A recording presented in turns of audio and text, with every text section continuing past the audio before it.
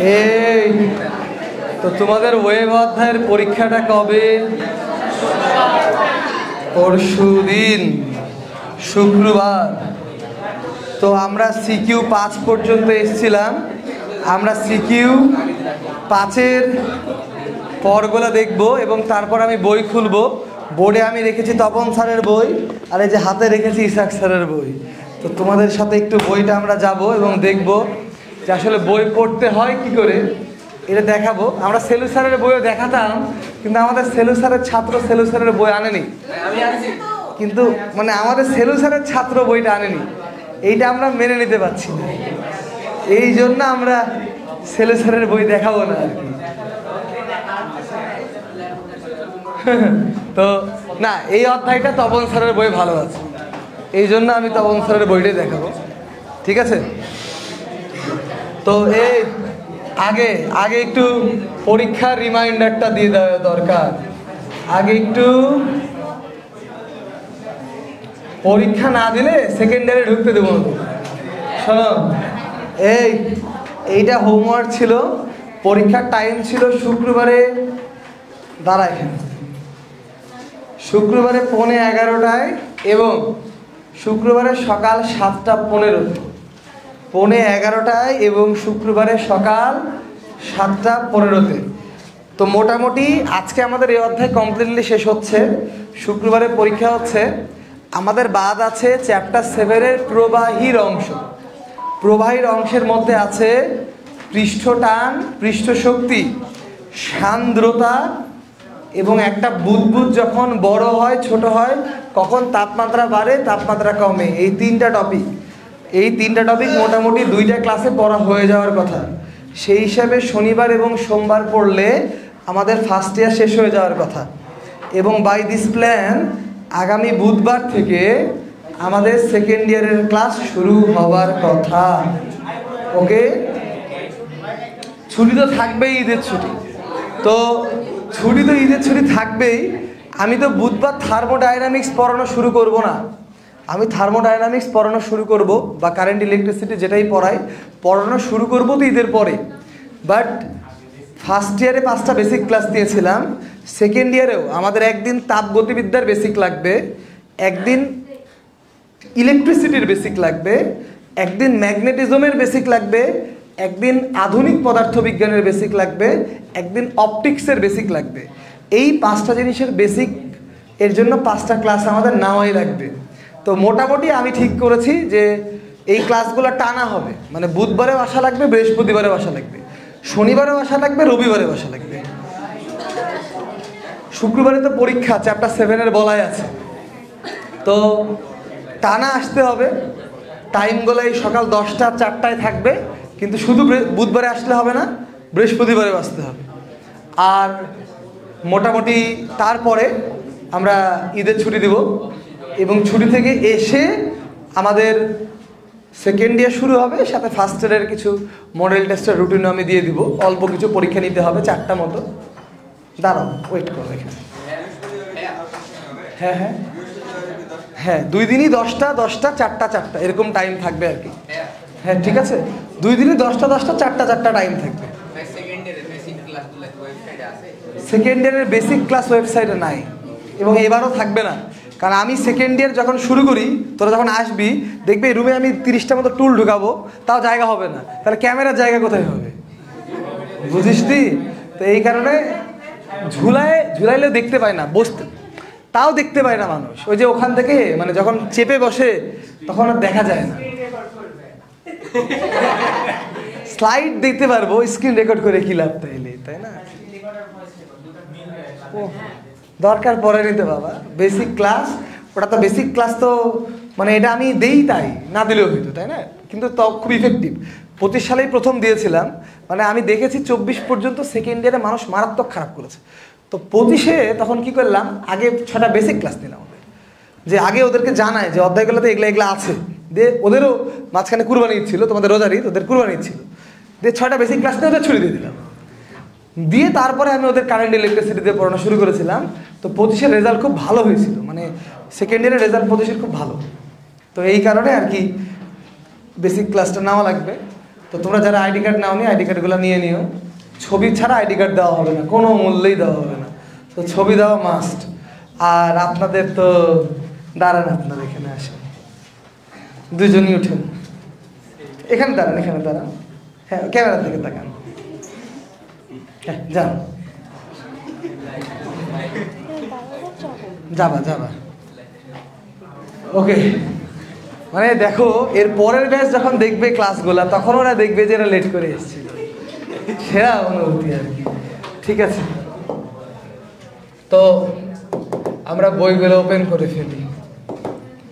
D drive books chapter 9,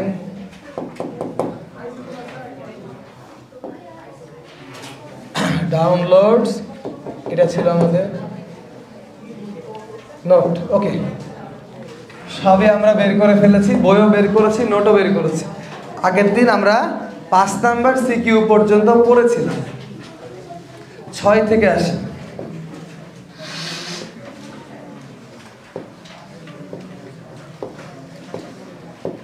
ছয়ে মনে হয় কারো প্রবলেম থাকার কথা না। 6 নাম্বার সিকিউ করেছো তোমরা? 6 নাম্বার করেছো? এই 6 নাম্বার কার কার মিলেছে হাত তুলো। বাকিরা কি করেননি? 6 নাম্বারে কি সমস্যা আছে? Okay good. 7 নাম্বার, এই 7 নাম্বার অঙ্কটা আমি শুক্রবারের পরীক্ষায় দিয়েছিলাম। তা আমার টিম বলছে ভাইয়া এটা করা যাবে না আর কি, এভাবে শীত থেকে হুবহু দিলে আর ফিজিক্সের স্ট্যান্ডার্ড খারাপ। আমরা একটু সামান্য নাড়াচাড়া করি, একটু নাড়াচাড়া করেছে। আমি ভালো মানুষের মতো এটা দিয়েছিলাম পরীক্ষায়, কিন্তু রাখেনি আর কি, নাড়াচাড়া করে দিয়েছে আমার একাডেমিক টিমের ষড়যন্ত্র আর কি। ঠিক আছে, তো এটা ভালো কোশ্চেন। দেখো সব দেওয়া আছে, সব, কিচ্ছু বাদ নাই। 7 নাম্বার পেরেছো কিনা সেটা বলো।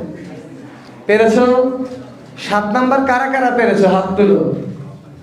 ওকে, সকালেও বললো 7-এ প্রবলেম নাই। আর যারা হাত তুলছে না ওরা করার চেষ্টাই করেনি, ওরা না পারলেও কিছু যায় আসে না আর কি। ওকে, 8 নাম্বার আমরা আগেই করেছি, 8 নাম্বার আগেই করেছি। 9 নাম্বারে একটা কারেকশন আছে, যদিও উত্তরে কোনো পরিবর্তন হবে না কারেকশনের জন্য, বাট 9 নাম্বারে একটা সামান্য কারেকশন আছে। এই পাইটা এক্স হবে, সবাই কারেকশনটা করে নাও। ওই যে পাইটা এক্স হবে, কারেকশনে পাইটা এক্স হয়ে যাবে। ওকে, যে কারেকশন ছিল কারেকশনে পাইটা এক্স হয়ে যাবে। 9-4 উত্তর মিলছে না? আচ্ছা আমি মিলিয়ে দিচ্ছি, টেনশন লিস না। এই 9-এর গয়ে কম্পাঙ্ক বের করতে বলেছে, এটা তো খালি চোখে দেখেই বোঝা যাচ্ছে 100, অঙ্ক না করেই বলা যাচ্ছে 100। আর ঘ নাম্বারে কি বলেছে আগে দেখি, তারপরে সমাধান করে দিচ্ছি। 9-এর ঘ নাম্বারে বলেছে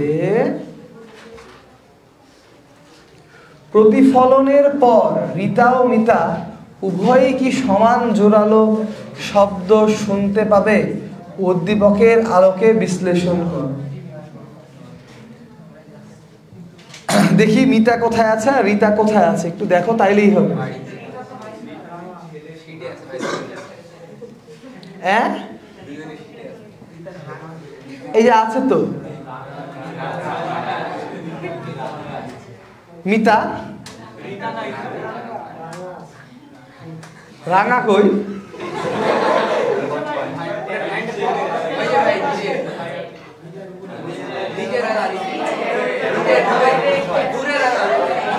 ও এটা রিতা হবে, তাহলে এটা হলো রিতা আর এটা হচ্ছে। তো এখন তোমাকে কি করতে হবে দেখো, এখানে বলেছে দেয়ালে প্রতিফলিত হয়। বলো, দেয়াল শক্ত বাধা না মজবুত বাধা? মানে শক্ত বাধা না দুর্বল বাধা? শক্ত বাধাতে প্রতিফলিত হলে সমীকরণে একটা মাইনাস আসবে, যে মাইনাস এসে মেন ফাংশনটা হবে কসে। আর শক্ত বাধায় মানে ফাইনাল প্রান্তে নোড হবে, ফাইনাল প্রান্তে কি হবে? নোড হবে। তার মানে λ/2 এর গুণিতক হবে নোড, আর অ্যান্টি নোড হবে λ/4 এর বিজোড় গুণিতক। তো তুমি এখন দেখো যে λ/4, ল্যামডা কত এখানে?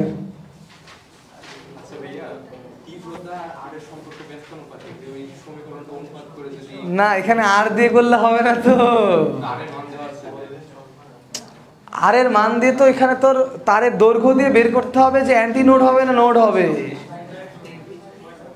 এটা স্থির তরঙ্গ তৈরি হবে না, তাহলে তোকে বের করতে হবে কি, আমি তোকে বলি টাকা এই এই এই টোটাল দূরত্বটা হচ্ছে 40। এখন তোকে বের করতে হবে এই যে স্থির তরঙ্গটা তৈরি হইল, এই স্থির তরঙ্গে দেখ রেফারির কাছে ফিরে আসলো। তাহলে রেফারি কোথায়? রেফারি এখানে। এখন রেফারি থেকে 13.6 মিটার দূরে রাঙা, তাহলে 13.6 নোড আছে না অ্যান্টি নোড আছে, এটা থেকে বের করতে হবে। তারপরে হচ্ছে 18.7 মিটার দূরে মিতা, এখন 18.7 মিটার দূরে নোড আছে না অ্যান্টি নোড আছে, এটা তোকে বের করতে হবে। ঠিক আছে, এখানে নোড মানে শব্দ শোনাই যাবে না, আর অ্যান্টি নোড মানে জোরালো শব্দ শোনা যাবে। ঠিক আছে, করে দেওয়াটা কি উচিত? উচিত না তো, উচিত মোটেও না। এভাবে করলে ব্রেন নষ্ট হয়ে যাবে। প্রায় 200t প্লাস x/3/4, সামনে একটা মাইনাস। আমি অঙ্ক না করেও মনে হয় বলতে পারি যে এটা এরকম হওয়া উচিত, 2π/λx। ঠিক আছে, তাহলে ওয়াইটা হবে -20 সাইন 2π/λ। তাহলে 2π/λ কত রে বাবা? vt - x 2π/λ। ওকে, এই পুরোটা যদি 2π/λ vt হয়, তাহলে এটা হবে 2π/λ × x। ঠিক আছে, আমরা এরকম লিখতে পারি x/3.4 cos 200πt। তো এইখান থেকে আমরা খুব ইজিলি বের করতে পারি। তো এত কিছু না করলে হতো, তোমার খালি তরঙ্গ দৈর্ঘ্য লাগবে, ইকুয়েশন তো লাগবে না, ল্যামডা বের করতে হবে।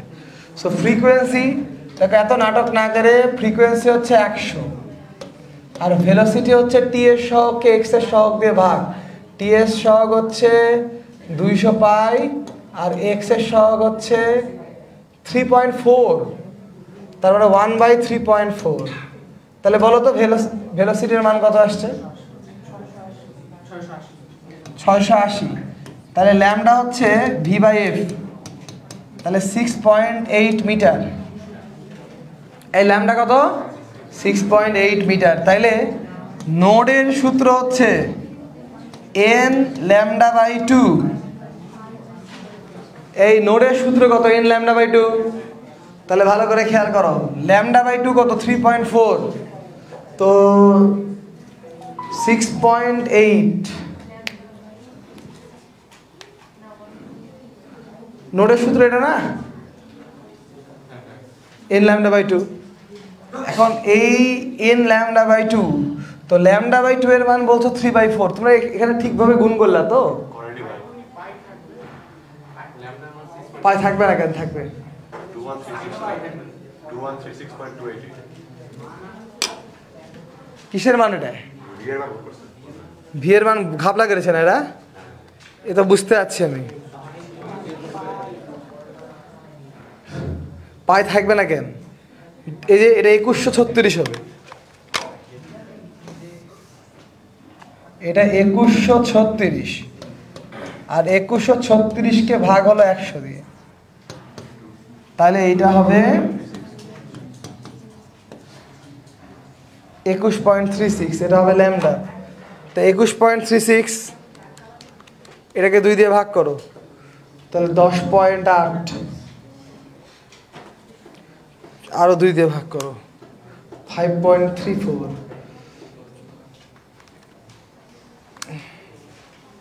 তোমার একটা দূরত্ব যে মিলছে না, মিলছে না কেন? হাবলা হাবলা করলাম কি আমি?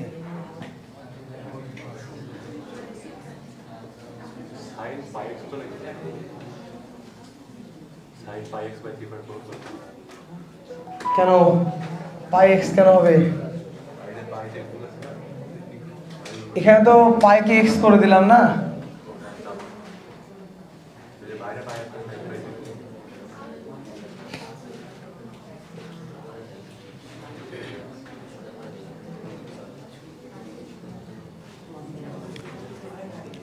নোড অ্যান্টি নোড মিলছে না।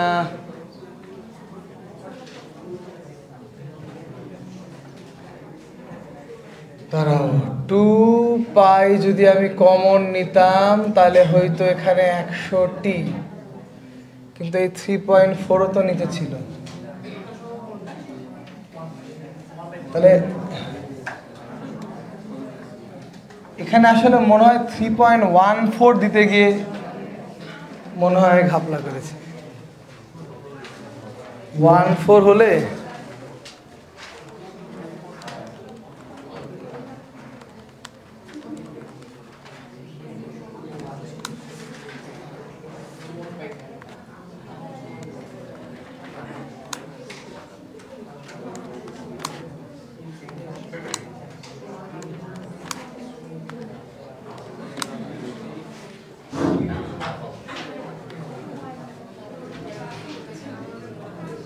pi x होता है minus b sine pi x keep it দাঁড়াও আর একটু দেখি, 40 থেকে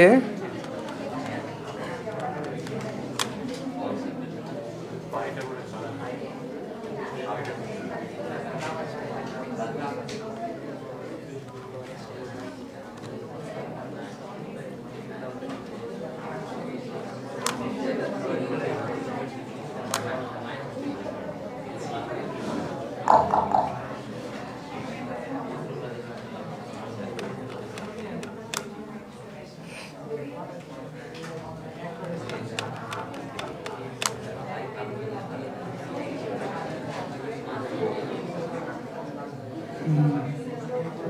এই না ঠিকই আছে, ধরো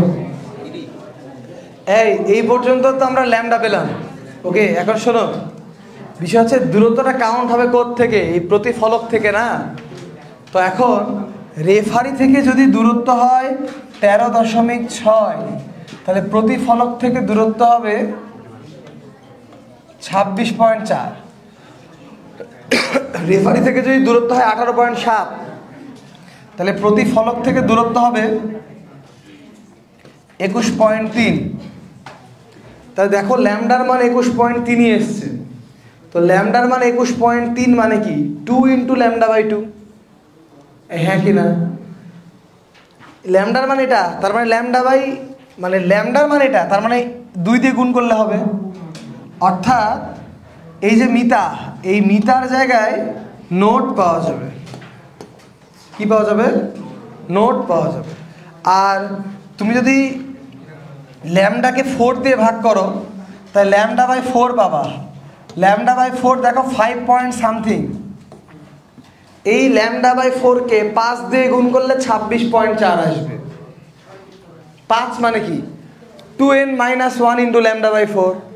তো n এর মান যদি তুমি দাও 3, দেখো তাহলে এরকম করা যাবে, অ্যান্টিনোড 5 λ/4, এটা করলে 26.4 এর কাছাকাছি তুমি পাবা।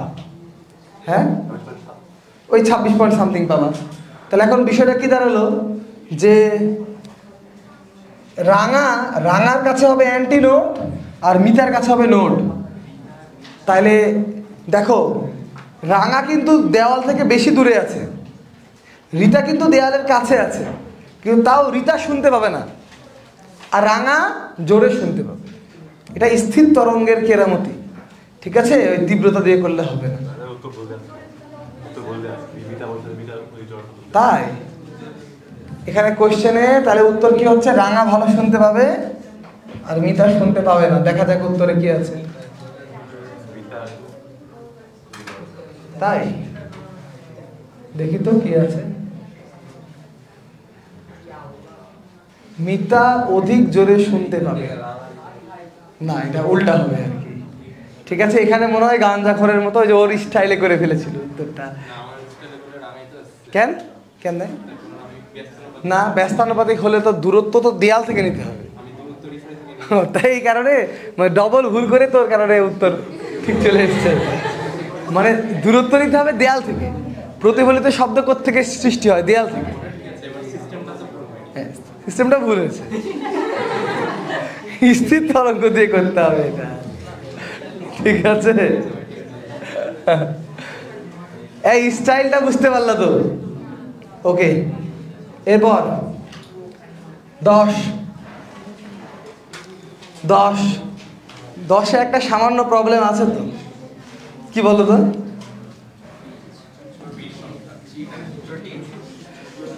চ না, এটা হবে 5টি বিট, 5টি বিট, ঠিক আছে? 5টি বিট। তো এই 5টি বা যা ধরেই করো, গ ঘতে সমস্যা হওয়ার কথা না। দেখো তো হয়েছে কিনা।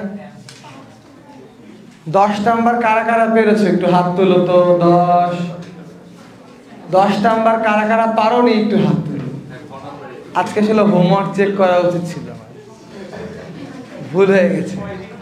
10 নাম্বারটা করে ফেলছি আমি, শোনো করে দিচ্ছি। তার আগে 10 নাম্বারে একটা ছোট্ট কারেকশন করবা।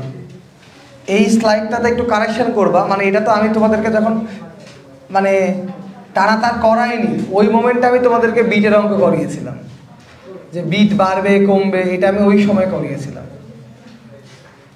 তো এই যে মানে আমি বুঝাইছিলাম যে ভর বেশি হলে কম্পাঙ্ক কম হয়, কিন্তু এটা ডিরেক্ট ব্যস্তানুপাতিক না। তুমি যখন মেন সূত্রটা দেখবা F = p/12 √T/μ, তাহলে রুটের মধ্যে ছিল, তাই সম্পর্কটা হবে কম্পাঙ্ক ভরের বর্গমূলের ব্যস্তানুপাতিক, ঠিক আছে? খাতায় যে জায়গায় এটা আছে বর্গমূলটা দিয়ে নিবা। এবার বর্গমূলটা দিয়ে নিলে এই প্রশ্নের উত্তর আমরা আরামে করতে পারবো, কোনো ধরনের সমস্যায় পড়তে আমাদের হবে না, ঠিক আছে? তোমরা বর্গমূলটা দিয়ে নিবা, বর্গমূলটা দিয়ে নাও, বর্গমূলটা অ্যাড করো। ওকে, বর্গমূলটা গিভিং করে ফেলো।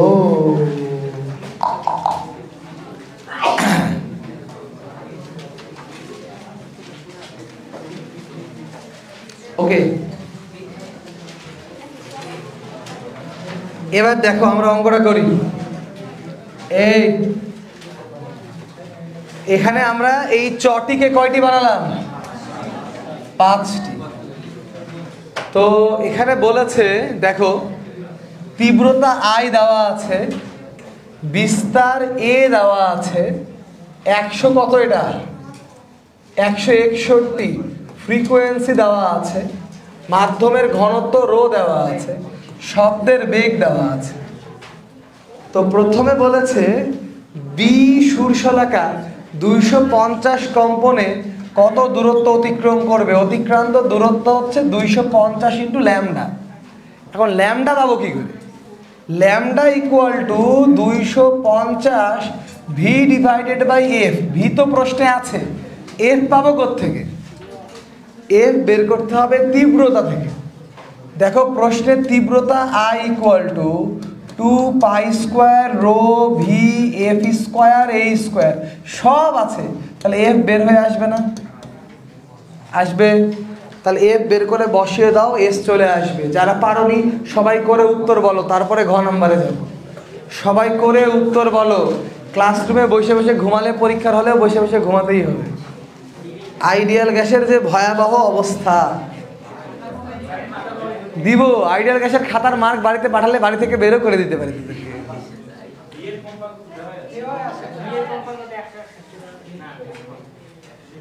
ছি ছি ছি, তাহলে তো এত কিছুই করা লাগতো না। 250 × 350/161 গ শেষ করা লাগবে না। আচ্ছা, তবে এই কাজটা ব্যর্থ হবে না। ঘ নাম্বারে এর কম্পাঙ্ক তো বের করতে হবে। এর কম্পাঙ্কটা এই প্রসিডিউরে বের করতে হবে।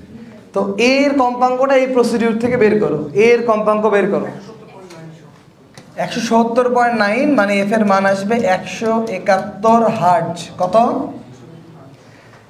এখন এটা হলো 161, তাহলে তোমার বিট লাগবে 5টা। তাহলে 161-র 5টা বিট মানে তোমাকে 171-কে কমিয়ে আনতে হবে 166। এখন বিট মানে বিট কম, মানে কম্পাঙ্ক কমানোর উপায় কি? মোম লাগাও। মোম লাগালে কম্পাঙ্ক কমবে না? এখন মোম লাগাবো। কি করে মোম লাগাবো? তাহলে ভালো করে খেয়াল করো। তোমার F1 মানে F1-এর অ্যাকচুয়াল মান হলো 171। এই 171-কে তুমি বানাবা হলো 166। তাহলে বিট 5টা হবে। এই 61 সাথে 5টা বিট হলে 166 হয় না? এখন তুমি যদি সূত্র লেখো তাহলে সূত্র হবে f1/f2 ইকুয়াল টু √m2/m1। হ্যাঁ কি না? বর্গমূলের ব্যস্তানুপাতিক। f1 এর জায়গায় বসায় দাও 171, f2 এর জায়গায় 166। তাহলে এইখানে m2/m1 চাও, এখানে বর্গ করো। সো এই মানটা বর্গ করে আমাকে বলো কত আসছে। তাহলে m2 ইকুয়াল টু 1.006 m1। এই 1.06 m1 মানে কি? 6% বাড়াতে হবে। m1 কে কয় পার্সেন্ট বাড়াইতে হবে? 6% বাড়াইতে হবে। m1 কে 6% বাড়ায় দিতে হবে। ওকে বাবারা, m1 কে কয় পার্সেন্ট বাড়াইতে হবে? 6%। কি করতে হবে? বাড়িয়ে দিতে হবে। সো দ্যাট m1 কে 6% বাড়িয়ে দিতে হবে। ওকে, কয় পার্সেন্ট বাড়াইতে হবে রে বাবা? 6%। সো এটাই উত্তর। তো যারা বুঝতে পেরেছো, পেরেছিল না, এখন পারলা? Okay good. 10 বাদ। 11 তো আমার জানা মতে আগেই হোমওয়ার্ক ছিল, 12 আগেই করা হয়েছিল। 11, 12 ডান। 13 নাম্বার তো আমার মনে হয় না যে এখানে কেউ আছো যে পারোনি। 13 কি পেরেছো? 13 কারা কারা পেরেছো একটু হাত তোলো। 13 গুড, সবাই পেয়েছে অলমোস্ট। সো আমাদের এবার আমরা বইয়ে চলে আসি এবং আমরা এখন দেখব how to read the books. How to read the books. Nayan আছে? নয়ন আছে? নয়ন আচ্ছা ওকে। এই তো রেডি? কেমন করে আমরা বই পড়বো, ঠিক আছে? তো প্রথম পৃষ্ঠায় আল্লাহর ওয়াস্তে কিচ্ছু পড়ার আমাদের দরকার নাই, আমরা এইভাবে করে তুলে ফেলব। এরপর টপিকটার নাম হলো তরঙ্গের উৎপত্তি। মাথার মধ্যে ঢুকাও। তরঙ্গের উৎপত্তির কারণ হলো কম্পন বা আন্দোলন। তরঙ্গের উৎপত্তির কারণ কি? কম্পন বা আন্দোলন। কম্পন বা আন্দোলন। ওকে। এরপর এই টপিক আর কিচ্ছু পড়ার দরকার নাই। তরঙ্গ ও শক্তি। তরঙ্গের সাথে শক্তির সম্পর্ক কি? তরঙ্গ এক স্থান থেকে অন্য স্থানে শক্তি ক্যারি করে নিয়ে যায়। কে নিয়ে যায়? তরঙ্গ নিয়ে যায়। এর মধ্যে আর কিছু পড়ার কোনো দরকারই পড়েনি। তরঙ্গ সংক্রান্ত কতগুলো রাশি দেখো। পূর্ণ কম্পন বা পূর্ণ দোলন। ও সাদা স্ক্রিন তো, ওটা একটু কাঁপাকাঁপি করছে, তাই তোকে ডাকলাম। ওটাকে সাদা বানাই দে কালোর জায়গায়, এখন পুরোটাই সাদা স্ক্রিনে থাকবে। এখন তো চেঞ্জ করা যাবে না। যাবে না মানে কি সাদা করে দিব? হ্যাঁ, মানে সাদাতে কাঁপাকাঁপিটা বন্ধ করে দে। না, সাদা স্ক্রিনে একটা লাইট কাঁপাকাঁপি করে, এক পেজ বাড়ালে ঠিক আছে। কাঁপাকাঁপিটা থামলো নাকি তাই দেখ। লাইভে দেখা যাচ্ছে না।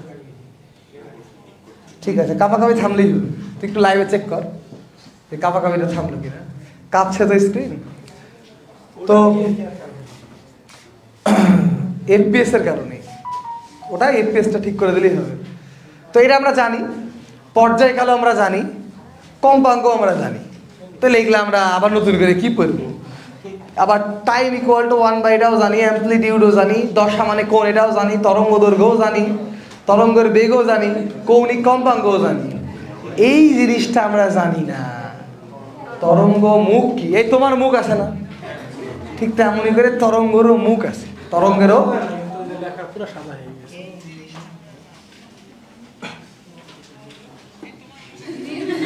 আর একটু বাড়াই দে, তাহলে কালো হয়ে যাবে সামান্য একটু।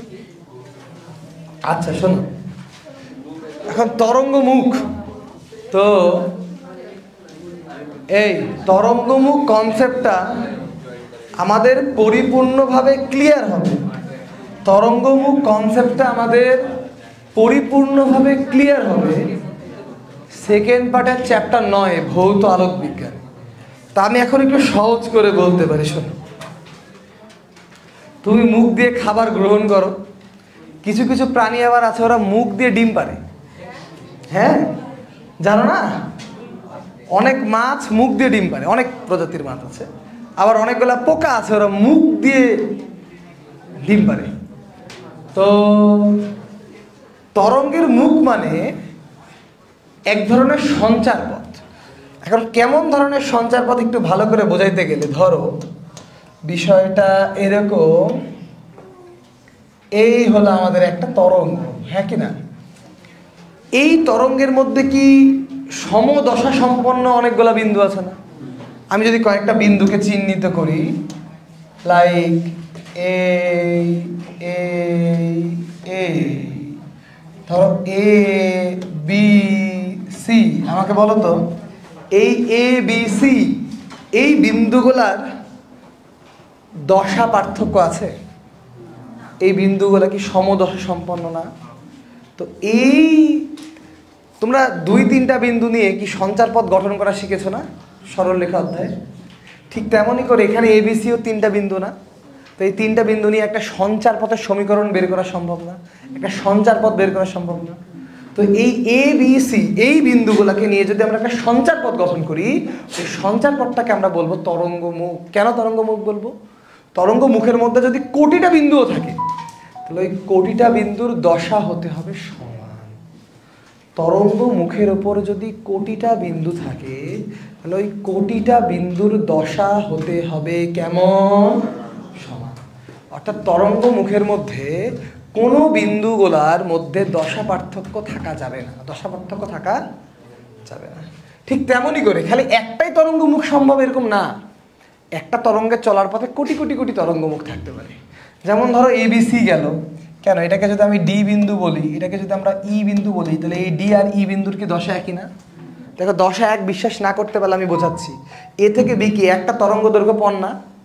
একটা তরঙ্গ দৈর্ঘ্য পার হলে কি 2π রেডিয়ান চেঞ্জ হয়? 2π রেডিয়ান মানে 360 ডিগ্রি। 360 ডিগ্রি পর কি আগের কোণটায় ব্যাক করে না? তাহলে এ বিসির একই দশা, ডিই এর একই দশা। ঠিক তেমনই করে ধরো এটাকে দিলাম পি, এটাকে দিলাম কিউ, এটাকে দিলাম আর, পি কিউ আর এর একই দশা। ধরো এটাকে দিলাম এস, এটাকে দিলাম টি, এস টি এর দশা কি একই। তাহলে আমরা বলতে পারি এ বি সি এর দশা একই, ডি ই এর দশা একই, পি কিউ আর এর দশা একই, এস টি এর দশা একই।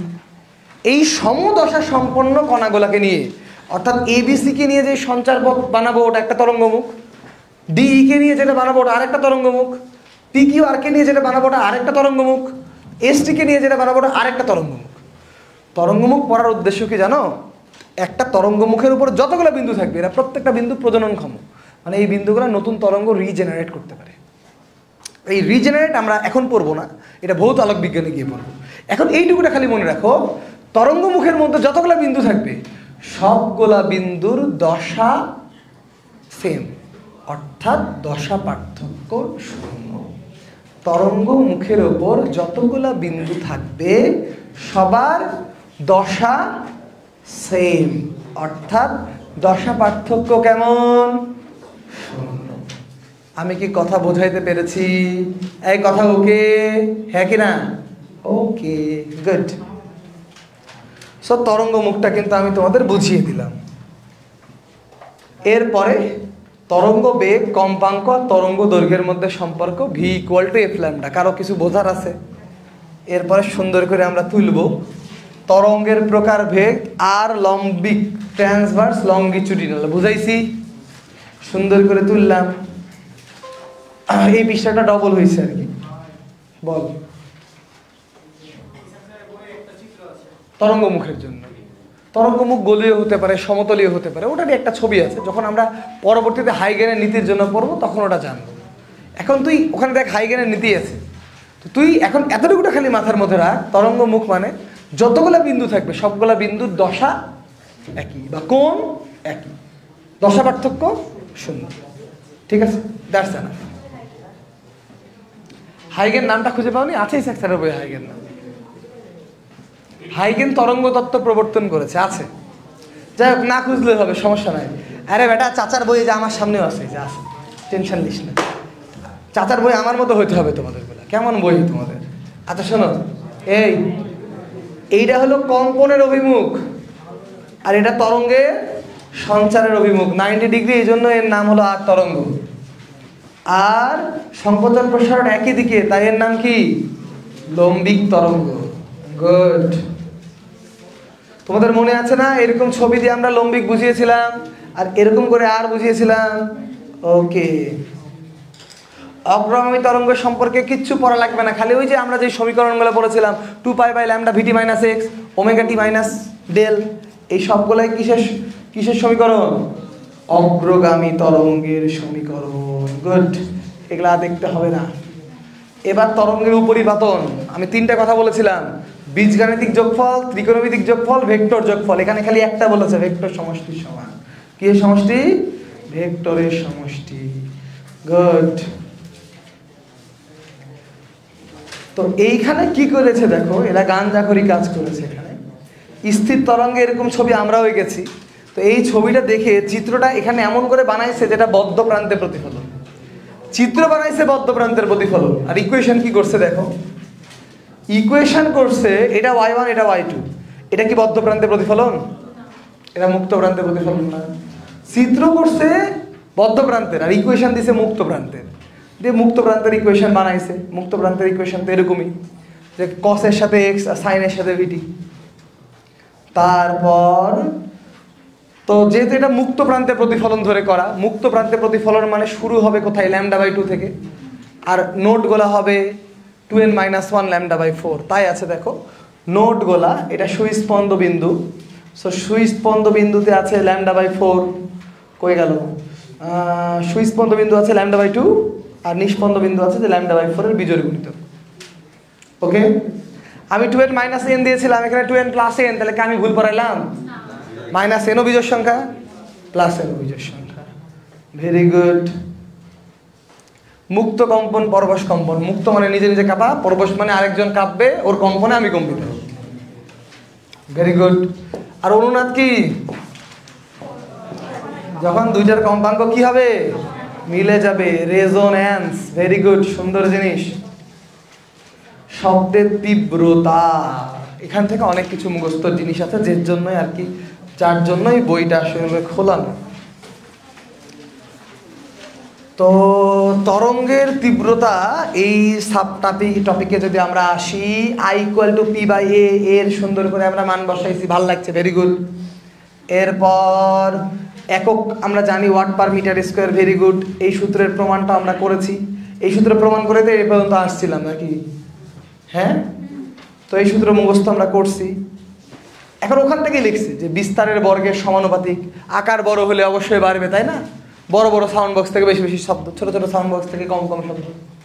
উৎস থেকে দূরত্বের বর্গের ব্যস্তানুপাতিক, কম্পাঙ্কের বর্গের সমানুপাতিক, ঘনত্বের সমানুপাতিক। অনুনাদি বস্তু থাকলে কি হবে? কম্পাঙ্ক আরো বেড়ে যাবে, মাধ্যমের বেগ বেশি হলে বেশি হবে। প্রমাণ তীব্রতাও তীব্রতা লেভেল, এটাও ভালো জিনিস। তো এইখানে তোমাদের আমি প্রমাণ তীব্রতা 10⁻⁻² ওয়াট/মিটার স্কয়ার তো লিখে দিয়েছিলাম। যদি না লিখে থাকে এই জিনিসটা অ্যাড করে নাও, যার তার তীব্রতা হলে হবে না, 1000 হার্টজ কম্পাঙ্কের উৎস হইতে হবে। 1000 হার্টজ কম্পাঙ্কে যদি 10⁻12 ওয়াট/মিটার স্কয়ার তীব্রতা থাকে, তাহলে সেটাকে আমরা প্রমাণ তীব্রতা বলবো। অর্থাৎ 1000 হার্টজটাকে যোগ করে নাও তোমরা, 1000 হার্টজটাকে তোমরা যোগ করে নাও, লেট দেম অ্যাড। 1000 হার্টজটাকে অ্যাড করে নাও, খাতায় অ্যাড করো, বইয়ে না। খাতা কই? আরো লেখাবো 4-5 লাইন। হ্যাঁ, খাতায় যোগ করো যে প্রমাণ তীব্রতা 1000 হার্টজ কম্পাঙ্কের 10⁻12 ওয়াট/মিটার স্কয়ার। ওকে, 10⁻12 ওয়াট/মিটার স্কয়ার। ওকে, এবার শব্দোচ্চতা, এই টপিকটা আমি তোমাদের পড়াইনি, খাতায় হেডিং দাও শব্দোচ্চতা বা লাউডনেস। শব্দোচ্চতা বা লাউডনেস। কেন পড়াইনি এখনই বুঝে যাবা। শব্দোচ্চতা বা লাউডনেস একটা মানসিক বিষয়। শব্দোচ্চতা বা লাউডনেস একটা মানসিক বিষয়। এটা অ্যাকচুয়ালি পরিমাপ করা যায় না, এটা মানসিক স্টেট। যারা সারাদিন ধরো গান বাজনা করে বেড়ায়, ব্যান্ড ট্যান্ডের অনুষ্ঠানে যায়, তারা যদি 10টা স্পিকারের সামনেও থাকে তাদের কিচ্ছু মনে হবে না। বাট এরকম একটা ব্যান্ডের শোতে একটা বয়স্ক মানুষকে যে কোনো দিন গান টান শুনেনি, স্পিকারের সামনে নিয়ে গিয়ে বসিয়ে দিও তো, ইন্না ইলাহি ওয়া ইন্না ইলাইহি রাজিউন হয়ে যাবে। কথা বুঝতে পেরেছো? সো শব্দ উচ্চতা বা লাউডনেস এটা একটা মানসিক অবস্থা। যে অভ্যস্ত তার কাছে কিছুই হবে না, আর যে অভ্যস্ত না সে বিশাল আকারে মারা খায় যাবে। কথা বুঝতে পেরেছো? তো এই শব্দোচ্চতা বা লাউডনেস হচ্ছে একটা শব্দ তোমার কাছে কেমন মনে হবে, শ্রুতি মধুর মনে হবে নাকি তোমার কাছে খুব যন্ত্রণাদায়ক মনে হবে, এই মেন্টাল অবস্থাটা হচ্ছে শব্দোচ্চতা। এটা একটা মেন্টাল অবস্থা। কি অবস্থা? তাই এর এককটা অনেকটা মেন্টাল একক। শব্দোচ্চতার একক হচ্ছে ফন। কি বললাম? ফন। ফন, ফ দন্তান্ন, PHON, ফন। এখান থেকেই ফোন এসছে। তাহলে শব্দোচ্চতার একক কি?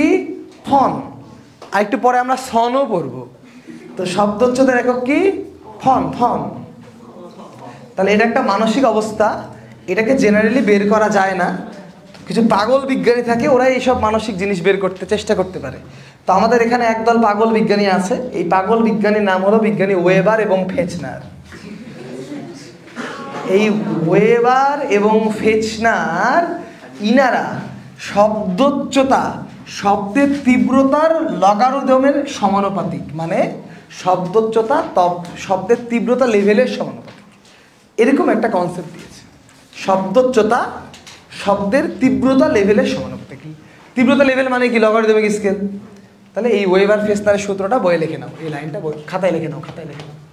ওয়েবার ফেচনার শব্দোচ্চতা শব্দের তীব্রতার লগারিদমিক এর সমানুপাতিক। তীব্রতার লগারিদমিকের সমানুপাতিক বলে ধারণা করেছেন বিজ্ঞানী ওয়েবার ফেচনার। না, ওকে, ওয়েবার ফেচনার ভালো মানুষ ছিলেন। এরপর এখানে বেলের সংজ্ঞা আছে, ডেসিবেলের সংজ্ঞা আছে, তেমন কিছু না। এইখানে একটা জিনিস একটু খেয়াল করতে হবে। এইখানে মেডিকেলের জন্য একটি very very very important line quote করা আছে। এইখানে মেডিকেলের জন্য একটি very very very important line quote করা আছে। এই ইম্পর্টেন্ট লাইনটা একটু খেয়াল করবা। নর্মালি ফর্মুলা কি? DB equal to 10 log I/I0, হ্যাঁ কি না? ডিবি এর মান 1 মানে কি? শব্দের তীব্রতা লেভেলের পরিবর্তন 1 ডেসিবেল, হ্যাঁ কি না? তো তীব্রতা লেভেলের পরিবর্তন যদি তুমি এখানে 1 বসাও তাহলে 10 log I/I0, হ্যাঁ কি না?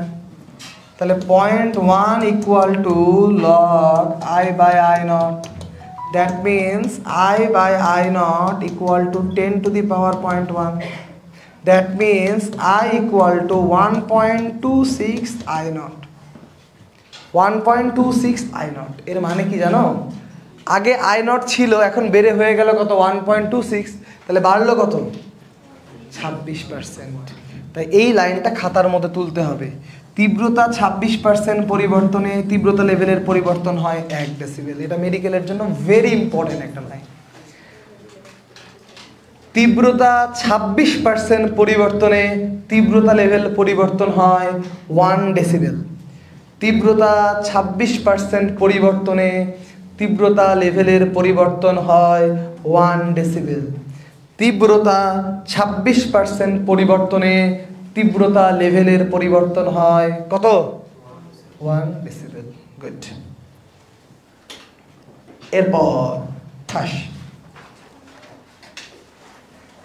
এরপর এইখানে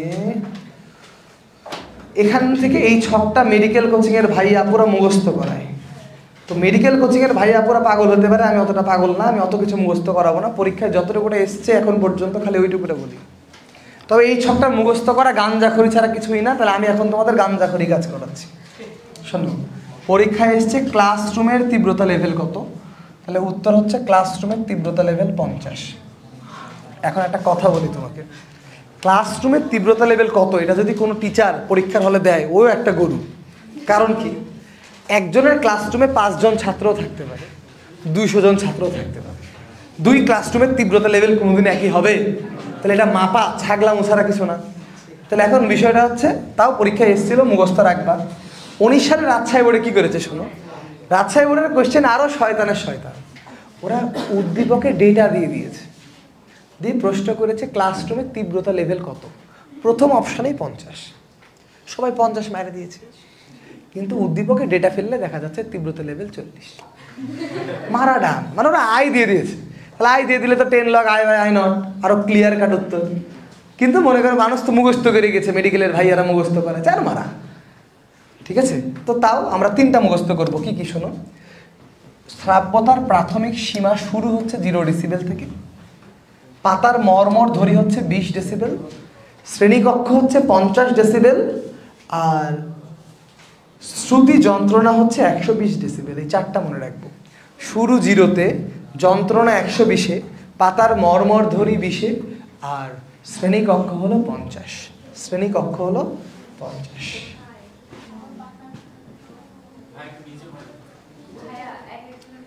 পাতার মর্মর ধরি ইসাক স্যারের বইয়ে শুধু 10 দেওয়া আছে, ওটা 10 আমরা মানবো না। ওকে, এই যে বলে দিলাম, তুমি কি জানতে চাচ্ছ তা আমি বুঝতে পেরেছি। সব তুলিস না, 0, 20, 50, 120, দ্যাটস এনাফ। এই যে যেটা একটু আগে লিখেছিলাম, শব্দোচ্চতার একক কি? হর্ন। Very good. বিট বা স্বরকম্প। এই এত গাঞ্জাখড়ি কথা শোনার কোনো দরকার নাই, খালি দেখো লাস্টে বলবে এই যে বিট মানে কি, F1 আর F2 পার্থক্য। বিটের ব্যবহারিক প্রয়োগ সুর সরাকার কম্পাঙ্ক নির্ণয়, আর আরেকটা হচ্ছে ওই কোথাও দূষিত গ্যাস ট্যাস আছে কিনা, এই যে খনিত দূষিত গ্যাসের অস্তিত্ব নির্ণয়। এটা মনে রাখলেই হবে। সুশ্রাব্য শব্দ মানে যেই শব্দটা শুনতে ভালো লাগে। খাতায় লেখো, সুশ্রাব্য শব্দের বৈশিষ্ট্য 3টি। লেখো, সুশ্রাব্য শব্দের বৈশিষ্ট্য 3টি। সুশ্রাব্য শব্দের বৈশিষ্ট্য 3টি। প্রথমটার নাম হলো তীক্ষ্ণতা বা তীব্রতা। তীক্ষ্ণতা কি আমি এখনো পড়াইনি, কিন্তু প্রথমটার নাম হলো তীক্ষ্ণতা।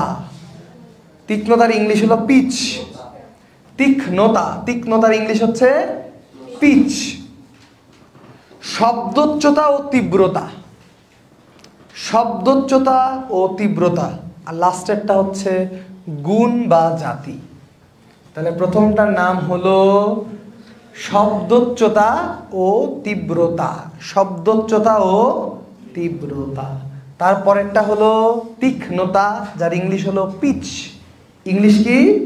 পিচ। আর লাস্টেরটা হলো গুণ বা জাতি। তা আমি একটু তীক্ষ্ণতা সম্পর্কে বলি। শব্দোচ্চতা তো বললাম, তীব্রতাও পড়াইছি। তীক্ষ্ণতা কি জিনিস? তীক্ষ্ণতা মানে হচ্ছে একটা শব্দ তোমার কানের মধ্যে এসে কেমন করে লাগবে। তো তেমন কোনো মেজর পার্থক্য নাই। তীব্রতা ছিল কম্পাঙ্কের বর্গের সমানুপাতিক, আর এই তীক্ষ্ণতা হচ্ছে ডাইরেক্ট কম্পাঙ্কের সমানুপাতিক। কম্পাঙ্ক বেশি হলে শব্দের তীক্ষ্ণতা বেশি, কম্পাঙ্ক কম হলে শব্দের তীক্ষ্ণতা কম। মেয়েদের গলার কম্পাঙ্ক বেশি, ছেলেদের গলার কম্পাঙ্ক কম, তাই বলা হয় মেয়েদের গলা তীক্ষ্ণ। মেয়েরা যদি চিল্লাচিল্লি করে দেখবে মাথার মধ্যে ব্যথা করে যাবে, ছেলেরা চিল্লাচিল্লি করলে কিন্তু মাথা ব্যথা হয় না, কারণ মেয়েদের গলার তীক্ষ্ণতা বেশি। তাহলে এখানে মনে রাখার বিষয়, তীক্ষ্ণতা কম্পাঙ্কের সমানুপাতিক আর তীব্রতা কম্পাঙ্কের বর্গের সমানুপাতিক। ওকে। আর তাহলে গুণ কি কি?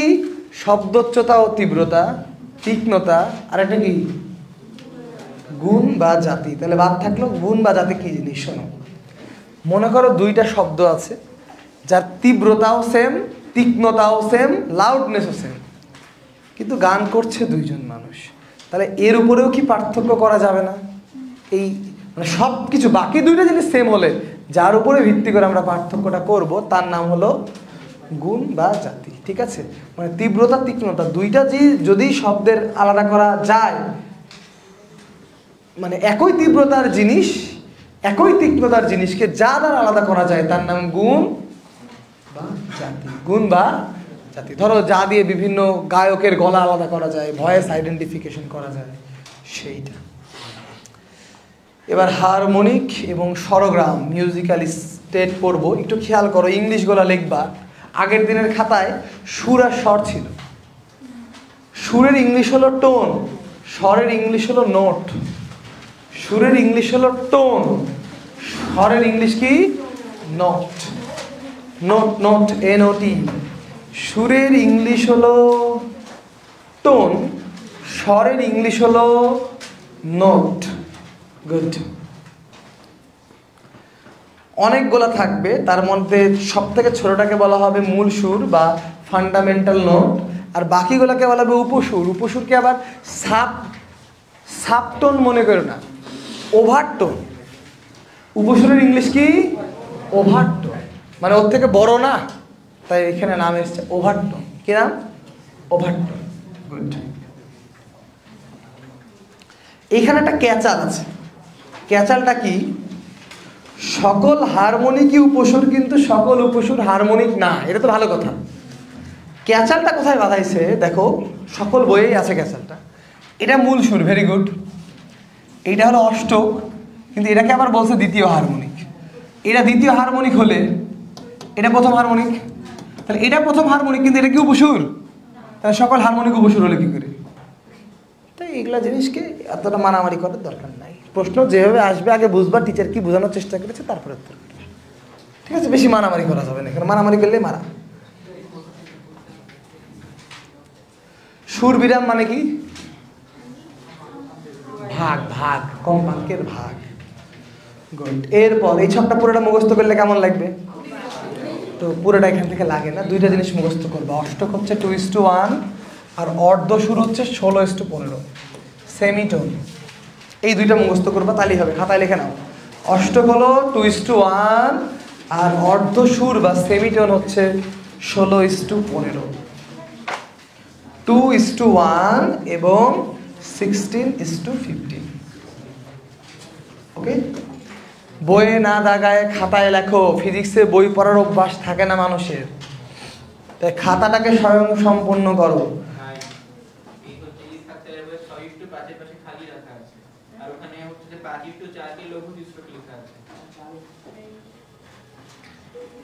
না, ওইসব মানি না, বাদ।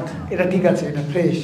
তবে তোর অত কিছু পড়ার দরকার নাই, তুই খালি অক্টেভ পর আর সেমিটোন পর। ঠিক আছে, এই ছকটা ঠিক আছে, এই ছকটা ভুল নাই, এটা পারফেক্ট আছে। চাচার ছকটা ভুল থাকতে পারে, চাচার ছকটা আমি খুলে দেখিনি আর কি। এই ছকটা ঠিক আছে, ঠিক আছে বলেই আমি পড়াচ্ছি।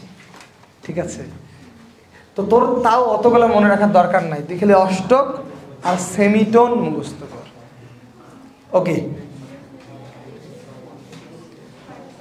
স্বরগ্রাম। স্বরগ্রামের ইংলিশ কি? Musical scale. সারে গামা পাদারি সা। তো এই সারের কম্পাঙ্ক 256, আর ওই লাস্টের সায়ের কম্পাঙ্ক কত? তাহলে এই সায়ের এই সা কি? অষ্ট। বুঝলিয়েছ? ভেরি গুড, আর কিছু দরকার নাই। এই দেখো, ত্রয়ী পড়িয়েছি, স্বর সঙ্গতি পড়িয়েছি, ভেরি গুড।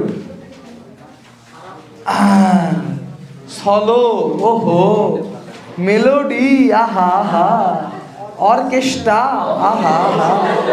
শোনো তো, অবদান অপরিসীম, নয়েজের প্রভাব অপরিসীম। এবার শোনো, তারের কম্পন, এই না না, এটা তো আমরা করেছি। মূল সুর কে আবার প্রথম হারমোনিক বলেছে, দ্বিতীয় হারমোনিক, তৃতীয় হারমোনিক, চতুর্থ হারমোনিক। ভালো কথা। সুমন্তর ছু, ভূতে ভূতে ভূ, এত কিছু পড়ে লাভ নাই। টানা টানা আর কম্পনের সূত্র পড়েছি না, আরো ভালো করে পড়েছি। এখানে পি দিয়ে পড়েছি বা এন দিয়ে পড়েছি, তাই না? এক ব্যাচে এন, এক ব্যাচে পি, কি যে পড়িয়েছি আমি, বয়স হয়ে গেছে। এখন এক মুখ খোলা নাহলে ভালো করে দেখো, V/4L পড়েছি। এক মুখ খোলে বিজোড় গুণিতক, কই বিজোড়, এই বিজোড় কোথায়, লেখেই নিয়ে এরা, হায় হায়। আর দুই মুখ এটা পড়েছি, ভেরি গুড। এরপরে মেলোডির পরীক্ষা দেখো তো, এটা আর কম্পন পড়াইছি, এটা লম্বিক কম্পন পড়াইছি, লম্বিকে লুপ সংখ্যা ডবল হয় পড়াইছি, ভেরি গুড। এরপর উপরে তুলবো, তোলার পর দেখবো অত্যন্ত দুঃখের সাথে আমাদের অধ্যায়টি শেষ। কিন্তু শুধু বই পড়ে আসলে, যদিও প্র্যাকটিস শিট সমাধান করেছো তাই সিকিউ পেরে যাবে, তবে এমসিকিউ এর জন্য শুধু বই পড়লে হবে, তোমাকে টেনশন কিন্তু সলভ করতে হবে। ডপলার ইফেক্ট ওগুলা সিলেবাসে নাই, 14 সালের আগের সিলেবাসে ছিল।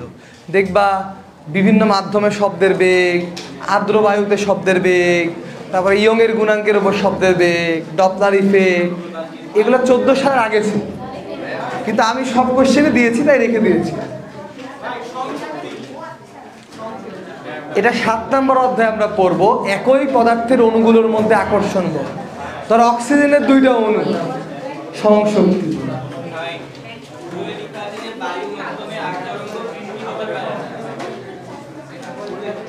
বায়ু মাধ্যমে, ওটা ভুল হবে, ওটা শূন্য মাধ্যমে হবে। বায়ু মাধ্যমে 8 তরঙ্গ, বায়ু মাধ্যমে 8 তরঙ্গ হতে পারে, আলো, তাহলে ভুল, চাচাকে কেটে ফেল। এই তোমরা আর কোনো প্রবলেম নাই তোমাদের? সব গুটিয়ে মুটিয়ে ফেলছো, কি সাংঘাতিক ব্যাপার। হ্যাঁ,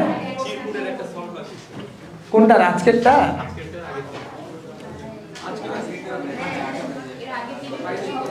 কি সব লাগবে রে তোর? আজকে বলো আগে, আজকে সিরকুটে কারা কারা 10-এ 10 পেয়েছো? এত কম, হতাশার সর্বোচ্চ পর্যায়ে পৌঁছায়। হ্যাঁ, ফিজিক্সে না বই পড়ে খুব একটা লাভ হয় না। এখন তো আমার কাছে 13টা রাইটারেরই বই আছে, এই আমার বইয়ের অবস্থা দেখ, ঠিক আছে? কিন্তু বিষয় হচ্ছে ফিজিক্সে এরকম বই পড়ে হয় না। তুই আমার রুমে যাবি, কি রাইটার লাগবে তোর? সব রাইটারের বই আছে, ইন্ডিয়ান বই থেকে শুরু করে, মানে রেসলিং হেরিটেজ থেকে শুরু করে, এমন কোনো রাইটারের বই আমার কাছে বাদ নাই। কারণ আমি তো, আমার কাজই তো ফিজিক্স পড়ো না, আমার কাছে তো বই থাকতেই হবে। তা আমি যখন স্টুডেন্ট ছিলাম, ওই তেমন একটা বই পড়ে লাভ হয়নি। আমি ওই ক্লাস ছিল একটা উদ্ভাসের ক্লাস, ওই টাইমে একটা লিগ ক্লাস পাওয়া গেছিলো, ওটাই করতাম আর কি। বই পড়ে তেমন একটা উপকার হয়নি আর কি। আচ্ছা শোনো, ফিজিক্সে বই রিডিং পড়ার খুব একটা গুরুত্ব নাই। আচ্ছা, এটা তোমাদের কোশ্চেন ছিল না? না, ও এটা সল লাগবে তোর? এই কার লাগবে রে?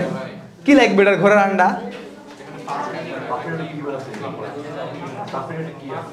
ওরে আল্লাহ রে, এটা হুদাই, এখানে কি করতে হবে শোন।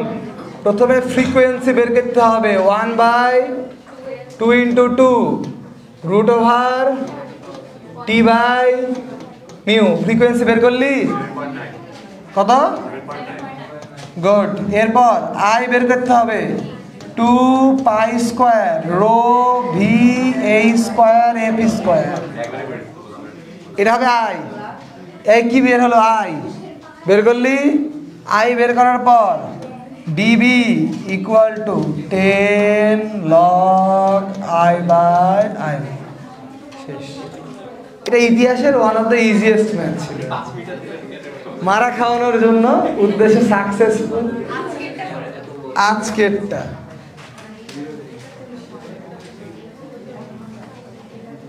কতি গেল, এই তো। এটা আরো সহজ, এর থেকে সহজ প্রশ্ন মনে হয় এই পৃথিবীতে এক্সিস্টই করে না। কারণ ক্লাসে আমি এটা হুবহু করিয়েছিলাম।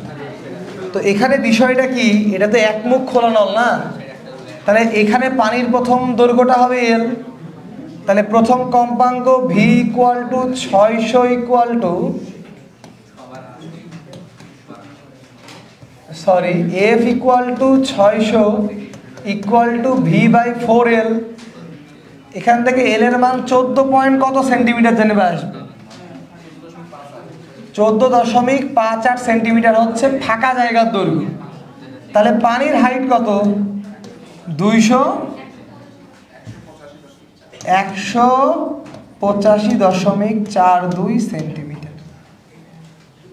অনুরূপভাবে পরের বার ফ্রিকোয়েন্সি এফ 600 হবে, বাট এটা হবে 3v/4L। সো পরের বার এল হবে এর 3 গুণ, কত আসছে তাহলে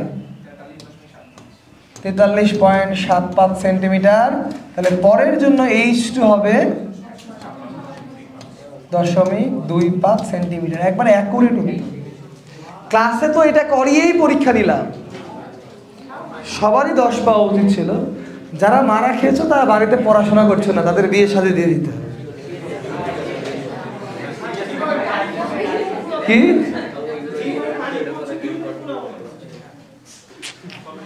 বেটা, পানি দুই মুখ, শোন, খোলা এই একটাই, শব্দ তৈরি হবে পানিতে বাধা পেয়ে।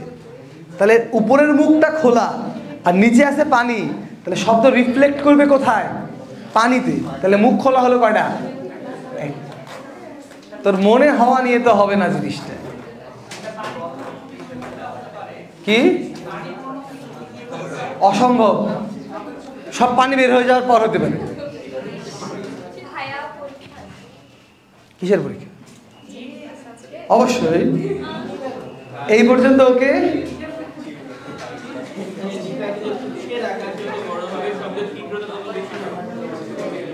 এই আতিকের প্রশ্নটা শুনি, বল।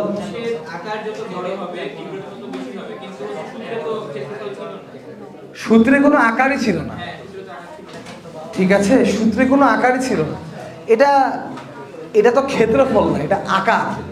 এটা পৃষ্ঠতলের ক্ষেত্রফল না, প্রস্থচ্ছেদের ক্ষেত্রফল না। তুই নর্মালি চিন্তা কর, বেশি জায়গা মানে বড় সাউন্ড বক্স হলে বেশি এরিয়া দিয়ে শব্দটা বের হবে, এই কারণে চারিদিকে বেশি ছড়িয়ে যেতে পারে। এটা ফিলিংস থেকে, সূত্র থেকে না।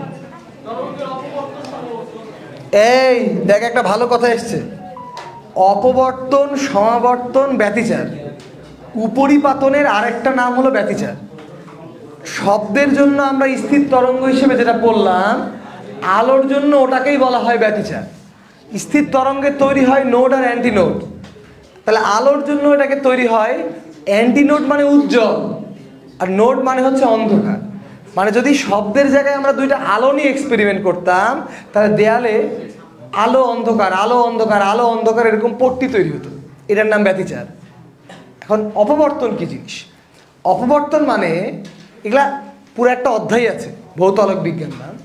অপবর্তন মানে নর্মালি তো আলো সরল পথে যায়, কিন্তু খুব ছোট ছিদ্র দিয়ে যদি কোনো জায়গায় আলো প্রবেশ করে, তাহলে নর্মালি ধর এইটুকুটা ছিদ্র, তাহলে এইটুকুটাই আলোকিত হওয়ার কথা, কিন্তু দেখবি এই জায়গাটা পুরোটাই আলোকিত হয়ে গেছে। তার মানে কি, এই ছিদ্র থেকে যখন আলোটা বের হয়েছে, ও চারিদিকে স্ক্যাটার হয়েছে, ছড়িয়ে গেছে। তো এই ছোট ছিদ্রে আলোর বেঁকে যাওয়াকে বলা হয় অপবর্তন। এর ইংলিশ হলো ডিফ্র্যাকশন, আলো বেঁকে যাওয়া। এখন সমাবর্তন কি জিনিস? সমাবর্তন মানে হচ্ছে একটা নির্দিষ্ট দিকে আলোকে পাঠানো, যেটা আলোকে করা যায় কিন্তু শব্দ তরঙ্গকে বা কোনো যান্ত্রিক তরঙ্গকে করা যায় না। আমি এই রুমে কথা বলবো, খালি তুই শুনতে পাবে, অন্য কেউ শুনতে পাবে না, এটা সম্ভব। কিন্তু আমি এখান থেকে লেজার লাইট মারবো, খালি তোর চোখের উপর গিয়ে পড়বে, অন্য কারো গায়ে গিয়ে পড়বে না, এটা সম্ভব। তাই ইলেকট্রোম্যাগনেটিক ওয়েভের সমাবর্তন সম্ভব, বাট যান্ত্রিক তরঙ্গ লাইক শব্দ তরঙ্গের সমাবর্তন সম্ভব না। তো তোর এইটুকুটা জানলেই হবে যে যান্ত্রিক তরঙ্গের সমাবর্তন সম্ভব না, বাট ইলেকট্রোম্যাগনেটিক ওয়েভের সমাবর্তন কি সম্ভব। এই ক্লিয়ার? হ্যাঁ কি না? ওকে, আর কারো কোনো প্রশ্ন?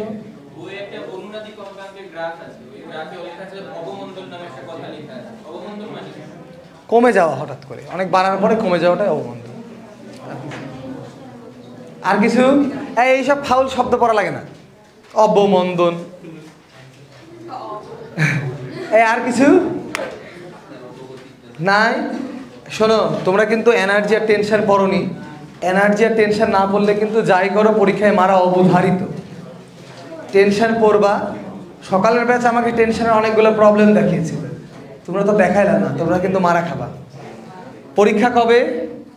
পরশুদিন সকাল 7:15 এবং 10:45, 1 ঘন্টা 10 মিনিট পরীক্ষা, 40 মার্কের, 2টা সিকিউ লিখতে হবে, 20টা এমসিকিউ গোল পূরণ করতে হবে। আমি 45টা এমসিকিউ দেইনি, কারণ এই অধ্যায়ে 45টা এমসিকিউ দিলে এমন মারাটা খাবা।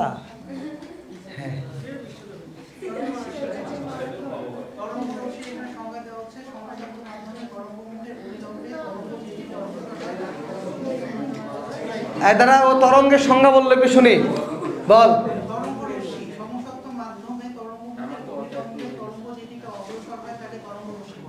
তরঙ্গ রশ্মির সংজ্ঞা বললি তো তুই। তরঙ্গ, আরে তরঙ্গ রশ্মি কিছুই না।